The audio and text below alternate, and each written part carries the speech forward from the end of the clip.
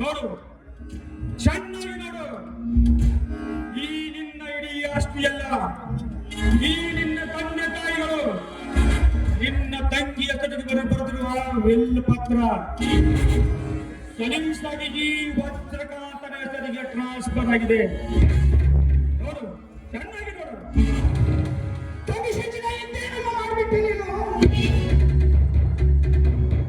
ನಮ್ಮ ಬದುಕಿನ ಮೇಲೆ ಹೆಣ್ಣು ಮಗು ಜನಿಸಿಲ್ಲ ಅಂತ ಚಿಂತೆಗೀಡಾದಾಗ ನೀನು ಹೆಣ್ಣು ಮಾದಿನಿಗೆ ಜನಿಸಿ ಸಂತೋಷದ ಬರದಲ್ಲಿ ತಂದೆ ತಾಯಿಯಂದಿರು ಹೀಗೆ ಮಾಡಿದ ಆಸ್ತಿಯನ್ನು ನಿನ್ನ ಹೆಸರಿಗೆ ಬರೆದಿಟ್ಟರವ.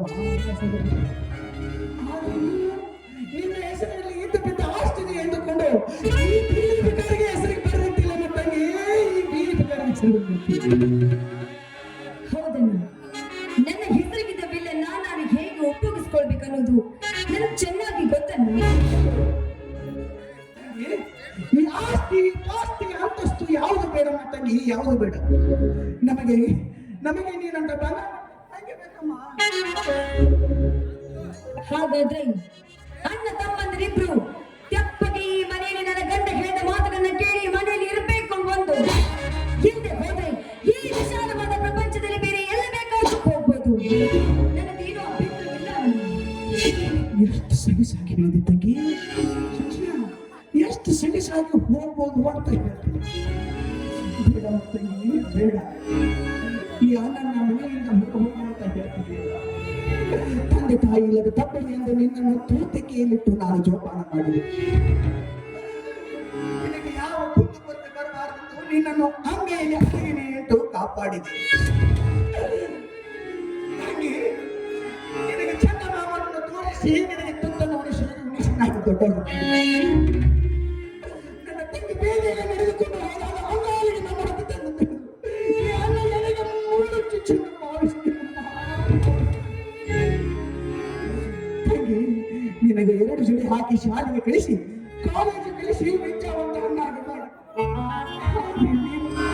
ಇಂದು ಈ ಅಣ್ಣನನ್ನು ಮನೆ ಬಿಟ್ಟು ಹೋಗು ಅಂತ ಹೇಳ್ತಿದೆಯಲ್ಲ ತಂಗಿ. ಶಿಕ್ಷಣ ಮುಂಗೈಗೆ ಬಂದಾಗ ಬರಬೇಕಿತ್ತು, ಅಂಗೈಯನ್ನು ಬರಿಬಾರ್ದಮ್ಮ, ಅಂಗೈಯನ್ನು ಬರಿಬಾರ್ದು.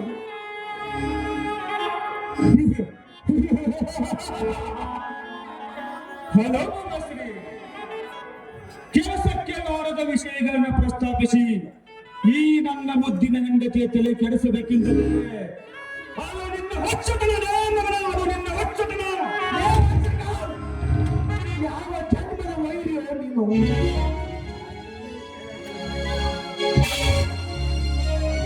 ನನ್ನ ಎದುರಿಗೆ ನನ್ನ ಗಂಡ ನನಗೆ ಕೈ ಮಾಡ್ತೀನಿ. ನಾನು ಒಂದು ಕ್ಷಣ ಈ ಮನೆಯಲ್ಲಿ ನಿಲ್ಲಬೇಡ.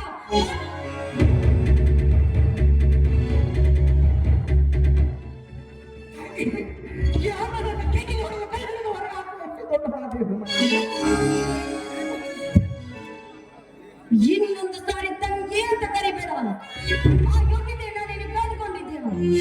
ನಿನ್ನಂತವರನ್ನ ನನ್ನ ಅಣ್ಣ ಅಂತ ಹೇಳ್ಕೊಳ್ಳಕ್ಕೆ ನನಗೆ ನಾಚಿಕೆ ಆಗ್ತಾ ಇದೆ.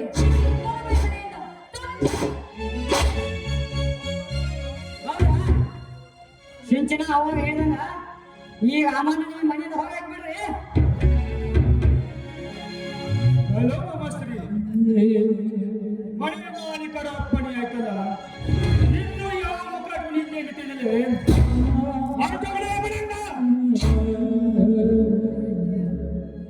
ಲೇ ವಜ್ರಕಾಂತ್, ಹೊರಟು ಹೋಗ್ತೀನಿ. ಹೋಗೋ ಮುಂಚೆ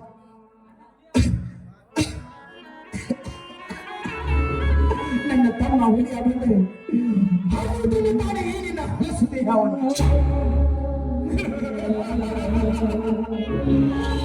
ಅವನು ತಿನ್ನುತ್ತಾನೆ. ಏ ಬಡ್ಡಿ ಮಗನ, ನನಗೆ ಮಾತಾಡ್ತೀಯ?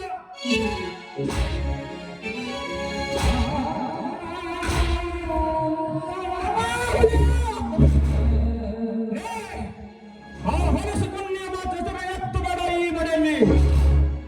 ಇನ್ನೊಂದು ಸಾರಿ ಅವನ ಹೆಸರೇನ ತೆಗೆದ್ರೆ ಬೀದಿನ ಹೊಡೆಯುತ್ತರ ಹೊರದಿಂದ ಈ ಮನೆಯಿಂದ ಹೊರ ಹಾಕ್ತೀನಿ ಮಗನ.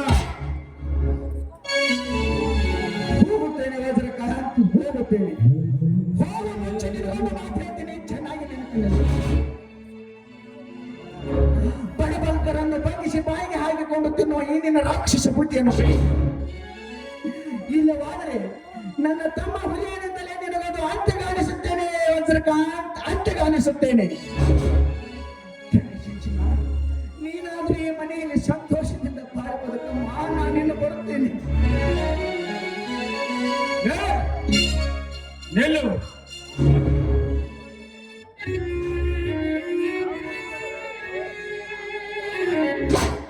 ಈ ನಿನ್ನ ಮೈ ಮೇಲೆ ಹಾಕಿರುವ ಬಟ್ಟೆ ಬರೆ ಬಂಗಾರ ತ್ರಿಜೋರಿ ಕೀಲಿ ಅವೆಲ್ಲ ಈ ಮನೆಗೆ ಸೇರಿದ್ದು, ಅಂದ್ರೆ ನನಗೆ ಸೇರಿದ್ದು. ಬಿಚ್ಚಿಟ್ಟೋಗ ಅಷ್ಟೇ ಅಲ್ಲ, ಹೆಣಕ್ಕೆತ್ತಿ ಹಸಿರು ಟವಲ್ ಆರಿಸಿ ರೈತ ಸಂಘದ ಅಧ್ಯಕ್ಷ ಅಂತ ಮೆರೀತಾ ಇದೆಯಲ್ಲ, ಆ ನಿನ್ನ ಹಸಿರು ಟವಲ್ ಕೂಡ ಈ ಮನೆಗೆ ಸೇರಿದ್ದು. ಇಡೀ ನಿನ್ನ ಸರ್ವ ಆಸ್ತಿಯಲ್ಲ ಈ ವಜ್ರಕಾಂತನ ಪಾದಕ್ಕೆ ಅರ್ಪಣೆಯಾಗಲೇಬೇಕು.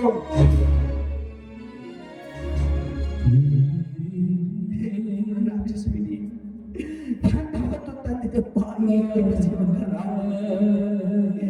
ಅಯ್ಯೋ ದುರ್ವಿಧಿ, ಎಲ್ಲರ ಬಾಯಿ ನನ್ನ ಆಟವಾಡುತ್ತಾನೆ ಅಂತ ಅನ್ನುತ್ತಿದ್ದರು. ಇದು ನನ್ನ ಬಾಳಿನಲ್ಲೂ ಕೂಡ ವಿಧಿ ಆಟವಾಡುತ್ತೆ. ಈ ಪಾಪಿ ನನ್ನನ್ನು ವಿಶಿಷ್ಟವನ್ನು ಆಸ್ತಿಯನ್ನು ಯಾತನೆ ಹೆಸರು.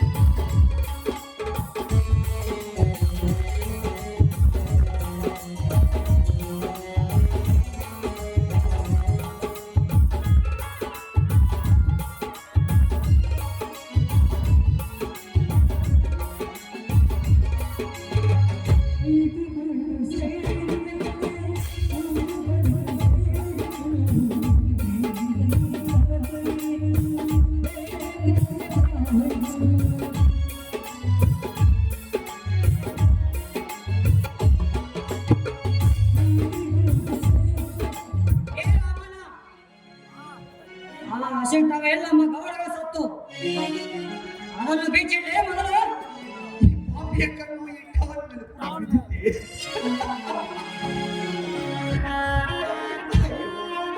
ನನ್ನ ಹೊತ್ತು ಬಂದಿದ್ದ ಬಾಯಿ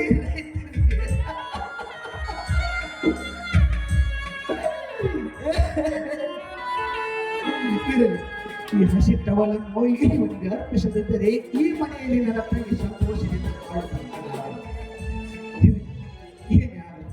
ಇವನಿಗೆ ಈ ಟವಲನ್ನು ನೀಡಲೇಬೇಕು. ಈ ಟವಲ್ ಎಂದರೆ ರೈತರಿಗೆ ಕ್ರಾಂತಿಯ ಸಂಕೇತ ಮತ್ತು ಶಾಂತಿಯ ಸಂಕೇತ ಕೂಡ. ರೈತರು ಟವಲನ್ನು ಎತ್ತಿ ಹಾರಿಸಿದರೆ ಭೂಮಿ ತುಂಬ ಬೆಳೆಯುತ್ತದೆ.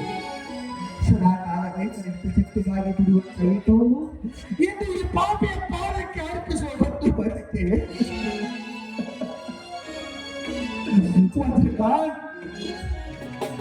ಟವಲನ್ನು ನಿನಗೆ ಕೊಡುವ ಒಂದು ಮಾತು ಹೇಳ್ತೀನಿ, ಚೆನ್ನಾಗಿ ನೆನಪಿನಲ್ಲಿಟ್ಟು. ಈ ಹಸಿರು ಟವಲ್ ಎಂದರೆ ರೈತರಿಗೆ ಧರ್ಮದ ಸಂಕೇತ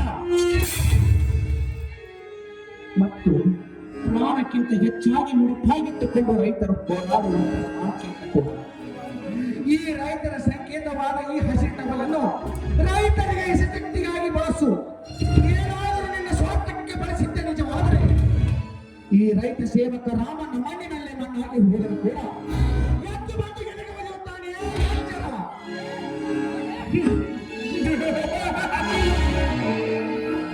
ಲೇ ರಮ್ಯ, ನಿನ್ನನ್ನ ಮಣ್ಣಲ್ಲಿ ಮಣ್ಣಾಗಿಸಿ ಬಿಡ್ತೀನಿ ಮಗನ.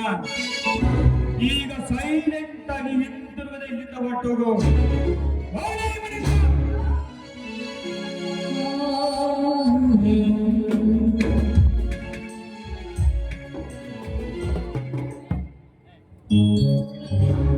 ಚಾರ್ಲಿ, ಈ ಮಗ ಸಾಮಾನ್ಯದವನಲ್ಲ. ಹೋಗು, ಅವನು ಎಲ್ಲಿ ಹೋಗ್ತಾನೆ, ಏನ್ ಮಾಡ್ತಾನೆ ಅನ್ನೋದನ್ನ ನನಗೆ ಪಿಂಟು ಪುಣ್ಣಿ ಹೇಳ್ತಾ ಇರಬೇಕು.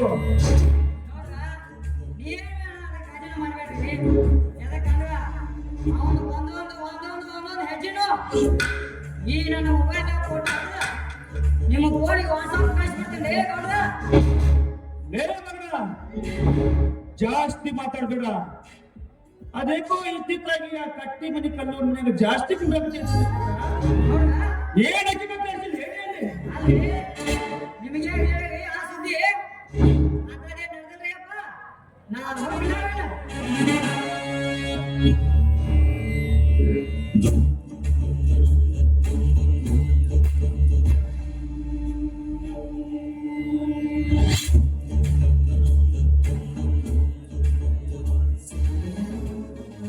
ಸಿಂಚನ, ಇಷ್ಟು ದಿನ ನಾನು ನೀನು ಕಳ್ಳ ಪ್ರೇಮಿಗಳಾಗಿ ಲಾಡ್ಜ್ ರೆಸ್ಟೋರೆಂಟ್ಗಳಲ್ಲಿ ನಮ್ಮ ಮೈಮನ ತರಿಸಿಕೊಳ್ತಾ ಇದ್ದೀವಿ. ಇಂದು ದಿನ ಈ ನಿನ್ನ ಅರಮನೆಗೆ ನಾನೇ ರಾಜ, ನೀನೇ ರಾಣಿ. ಸಿಂಚನ, ಇವತ್ತು ನನ್ನ ಕಣ್ಣಿಗೆ ನೀನು ತುಂಬಾ ಚೆನ್ನಾಗಿ ಕಾಣ್ತಾ ಇದ್ದೀನಿ. ಬಾ, ಈ ನಿನ್ನ ಪತಿರಾಯನನ್ನ ಬಿಗಿದಪ್ಪಿ ಆನಂದ ಸಾಗರದಲ್ಲಿ ತೇಲಿಸುವ. ಹಾಗಾದ್ರೆ ನಾವಿಬ್ರು ಫ್ರೀ ಬರ್ಡ್ ಆಗಿ ಹಾಗೆ